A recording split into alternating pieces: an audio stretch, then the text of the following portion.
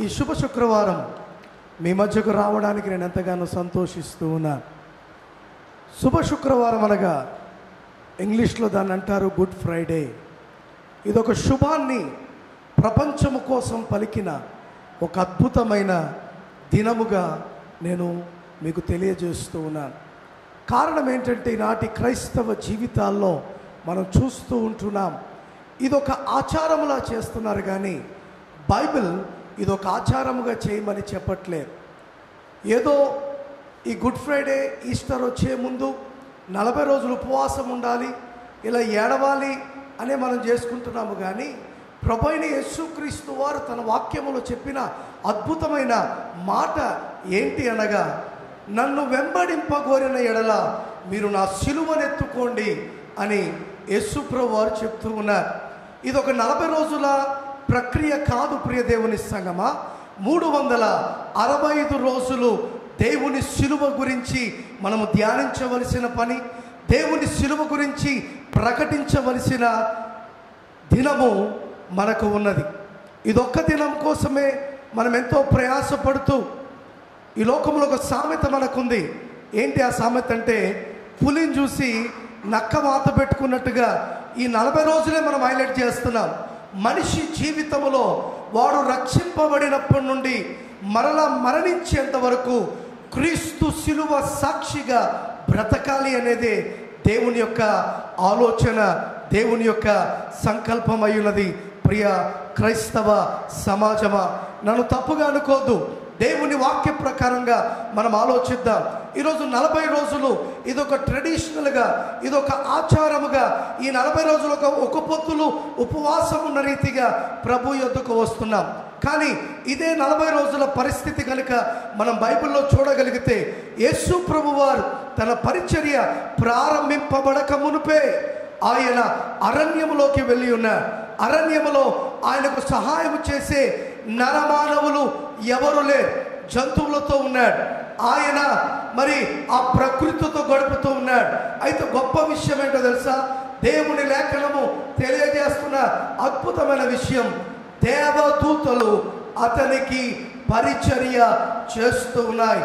దేవుని నామానికి మహిమ కలుగును గాక. ఈ ఎండలకు ఆయన ఆ స్థితిలో ఎలా నలిగిపోయాడో ఆలోచించండి. ఈరోజు మనం రోజు తలస్నానాలు చేసుకుని, మంచి బట్టలు కట్టుకుని, టైం పెట్టుకుని ప్రభు సన్నిధికి వచ్చి ఫ్యాన్ల కింద కూర్చుని చెమటలు కారకుండా ప్రార్థనలు చేస్తున్నాం, చెమటలు కారకుండా ఆరాధనలు చేస్తున్నాం, చెమటలు కారకుండా ఎన్నో లోక విధానాలుగా మనం ప్రభువుని ఆరాధిస్తున్నాం. ఇది కాదు అసలైన గుడ్ ఫ్రైడే.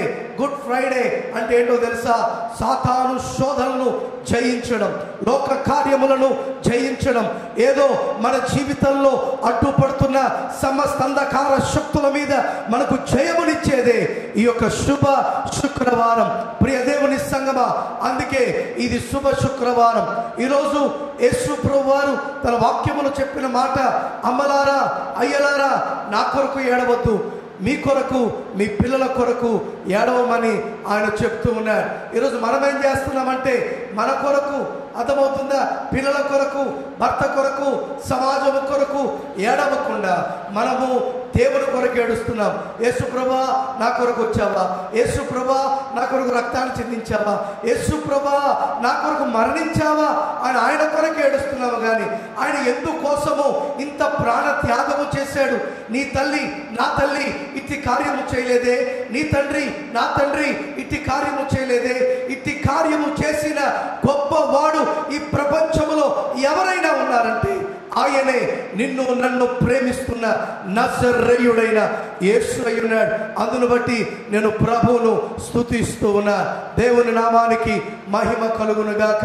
ప్రియ దేవుని సంగమా, దీనిని ఆచారముగా కాకుండా 365 రోజులు కూడా ఆయన ధ్యానిస్తూ మనం వెళ్ళాలి.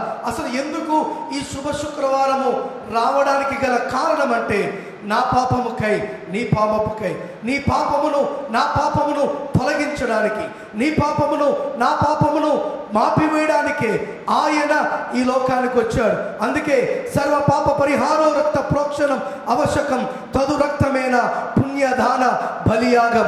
ఇదిగో ఎర్రబోతుల రక్తము ద్వారా, గాడిదల రక్తము ద్వారా, ఎద్దుల రక్తముల ద్వారా, కోడల రక్తము ద్వారా మన పాపములు క్షమింపబడవు. గాని దేవుని రక్తము ద్వారా మన పాపాలు క్షమింపబడతాయని దేవుని యొక్క వాక్యము మనకు తెలియజేస్తుంది. కనుక వాట్ ఈస్ గుడ్ ఫ్రైడే అనే అంశమును ఈరోజు మనం ఆలోచించాలి. లోకము వెళ్తున్న మార్గము కాదు, మనము లోకమును మించిన, దానిని అధిగమించిన మార్గములో మనము నడవాలి. అదే ఈ గుడ్ ఫ్రైడే. దేవుని నామానికి మహిమ కలుగును గాక. అందుకే మొదటి కొరింథీయులకు రాసిన పత్రిక 15వ అధ్యాయము 3వ వచనం చూచిన, మొదటి యోహాను 1:10 మనం చూచిన, రోమిలకు రాసిన పత్రిక 6వ అధ్యాయం 5వ వచనములో మనము చూచిన, ఇది కేవలము నా పాపాల నిమిత్తమై, నీ పాపాల నిమిత్తమై వచ్చిన ఒక శుభ శుక్రవారము. ఈ శుభకరమైన దినము మన జీవితాల్లో రాకపోతే నీకు నాకు విమోచన లేదు, నీకు నాకు రక్షణ లేదు, నీకు నాకు విముక్తి లేదు. అందుకే యేసు ప్రభు వారు ఈ దినమును ఒక శ్రేష్టమైన దినముగా ఆలోచించి, ఎవరికి రాని తలంపు ద్వారా ఆయన మానవాళి పాపములను మోయడానికి వచ్చిన అద్భుతమైన గొర్రె పిల్లగా ఆయన లోకానికి వచ్చాడు. ఇది ఎవరి కోసమో తెలుసా? నీ కోసమే. ఇది ఎవరి కోసమో తెలుసా? నా కోసమే. ఈరోజు పాపము చేత బంధింపబడి, పాపము చేత విరగబడి, పాపము చేత నాశనముకు దగ్గరై, ఓ మరణానికి దగ్గరవుతున్న నీకు ఒక శుభవార్త ఏంటో తెలుసా? నీ కొరకు అద్భుతమైన దేవుడు ప్రాణమును పెట్టాడు, తన రక్తమును చిందించాడు. తన రక్తములో ఆఖరి బొట్టు వరకు ఎవరి కోసం ఉపయోగించాడు తెలుసా? మానవుల రక్షణ నిమిత్తమై ఆయన దీనినే వాడి ఉన్నాడు. దేవుని నామానికి స్తోత్రం కలుగునుగాక. ఎందుకంటే ఆయన వేరే రీతిగా వాడలేడా? దేన్నో దాన్ని వాడలేడా? ఒక ఎద్దును బలివ్వండి, నా మీ యొక్క పాపాలు క్షమింపబడతాయి అని ఆయన అనలేడా? ఆయన అనగలుగుతాడు.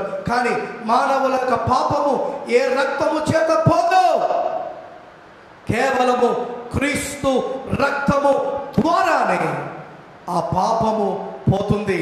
ఈరోజు శుభ శుక్రవారం రోజు మనం ఏడుస్తూ ఉంటాం, బాధపడుతూ ఉంటాం, దుఃఖిస్తూ ఉంటాం.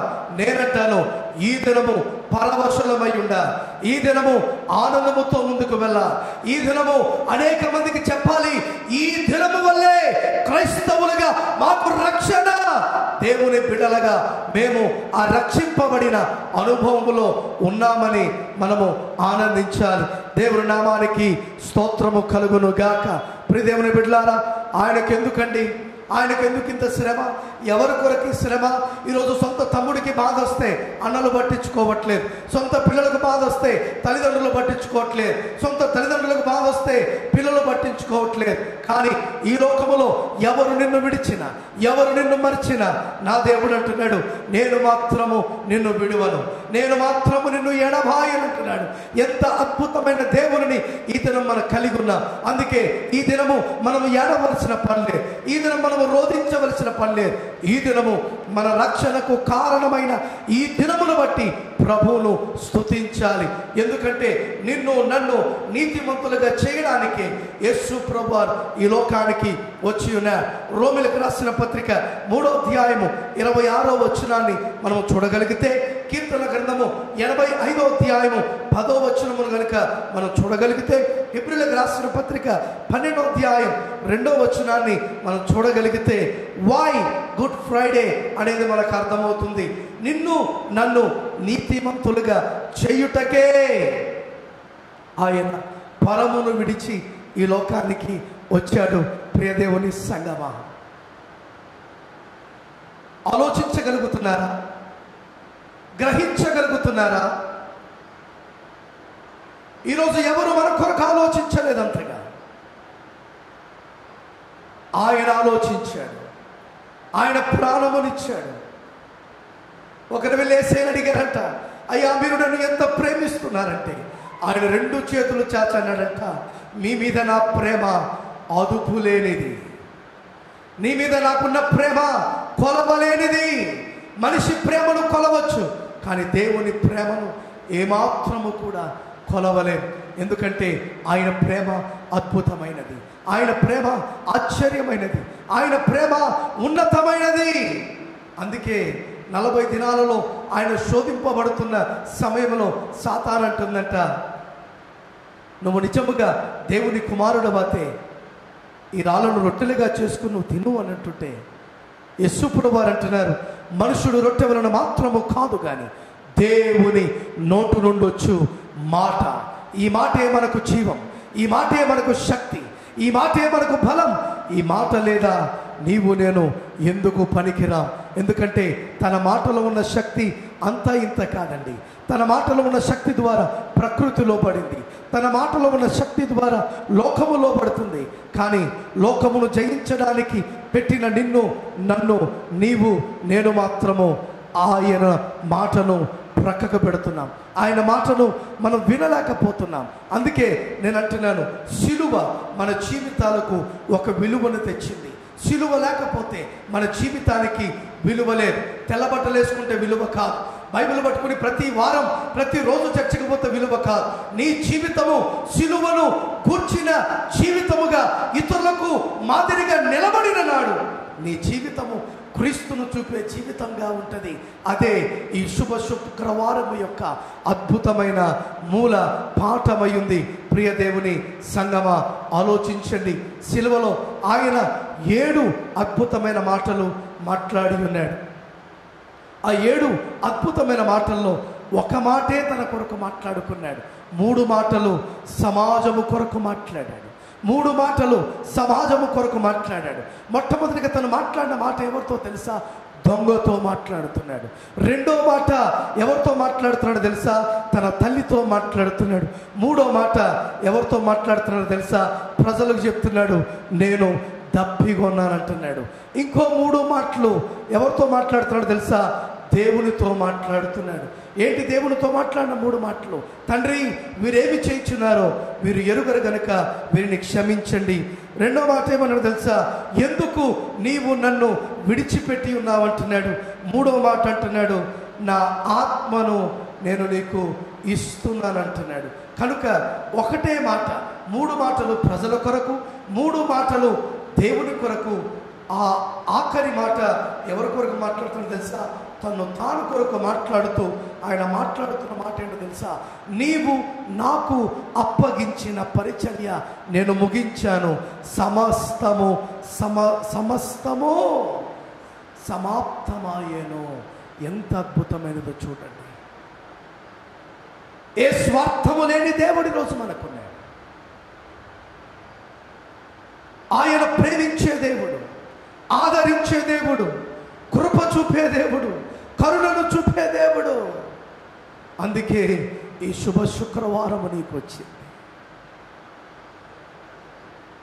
ఆచారాలను ప్రారంభించడానికి, ఆచారాలు చేయడానికి నువ్వు సిద్ధపడుతున్నావు, కానీ దేవుని మాటను అనుసరించడానికి నువ్వు సిగ్గుపడట్లేదు. దేవుని మాటను అనుసరించడానికి నువ్వు సిద్ధపాటు కలిగి లేవు. ఈరోజు శుభ శుక్రవారం అంటే సామాన్యమైనది కాదు.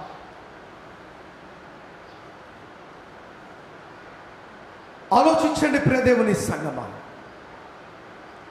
ఎవరి కొరకిది? నీ కొరకు, నా కొరకే. ఆయన జీవితం ప్రారంభమే మన కొరకు. ఎవరి కొరకు లోకానికి వచ్చాడో తెలుసా? దేవుడు లోకమును ఎంతో ప్రేమించెను కాగా తన అద్వితీయమైన కుమారుణ్ణి ఈ లోకానికి పంపించాడు. నీవు నేను ఆ రక్షణ అనుభవంలో నడవాలని, నీవు నేను ఆ రక్షణ అనుభవంలో నిలబడాలని, నీవు నేను ఆ రక్షణ అనుభవాన్ని ఇతరులకు మనము తెలియచేయాలని. ఎంత అద్భుతమైన దేవుణ్ణి ఈరోజు మనం కలిగి ఉన్నాం. ఆలోచించండి. The name itself says it is a good Friday. ఇదొక శుభ శుక్రవారము. అనుసరించు దీన్ని, అనుభవించు దీన్ని. అప్పుడు దేవుడు నీ జీవితంలో పరిపూర్ణమైన కార్యమును చేయడానికి ఆయన సిద్ధపడుతూ ఉన్నాడు.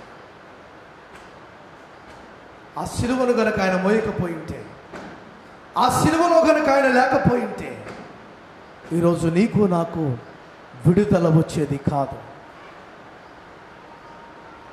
అందుకే అనేక మందికి సిలువను గూర్చిన వార్త వెర్రితనముగా ఉంది. కానీ సిలువను నమ్మిన వానికి ఇది మహాశక్తిగా నిలబడుతూ ఉంది. ప్రియ దేవుని సంగమా, ఆచారాలు విడిచిపెట్టండి. దేవుని వాక్యమును అనుసరించండి. దేవుని వాక్యము నీకు ఏమి తెలియజేస్తుందో, దేవుని వాక్యము ఎందుకు దేని కొరకు నీతో మాట్లాడుతుందో ఆ మాటను గ్రహించు. ఈరోజు లేని వాటిని తెస్తున్నావు, కానీ ఉన్న వాటిని నువ్వు ఎందుకు అనుభవించలేకపోతున్నావు? ఉన్నది ఉన్నట్టు ఎందుకు చెప్పలేకపోతున్నావు? ఉన్నది ఉన్నట్టు ఎందుకు తెలియచేయలేకపోతున్నావు? సంఘము చెడిపోతుందనా? వేరే వాళ్ళ దగ్గరికి వెళ్ళిపోతుందనా? నేను ఒకే మాట చెప్తున్నాను, నిన్ను పిలిచిన దేవుడు నమ్మకమైన వాడు. నిన్ను పిలిచిన దేవుడు నీ కొరకు ఏ కార్యములైనా చేయగలిగిన సామర్థ్యము కలిగిన వాడై ఉన్నాడు. ఆయన అద్భుతమైన వాడు, ఆశ్చర్యములైన వాడు. ఆయన ఏ కార్యములైనా చేయగలిగిన మహత్కార్యములను చేయగలిగిన దేవుడు మనం కలిగి ఉన్నాం. ఈ శుభ శుక్రవారం మీకు నేను తెలియజేస్తున్న మాట ఏంటో తెలుసా?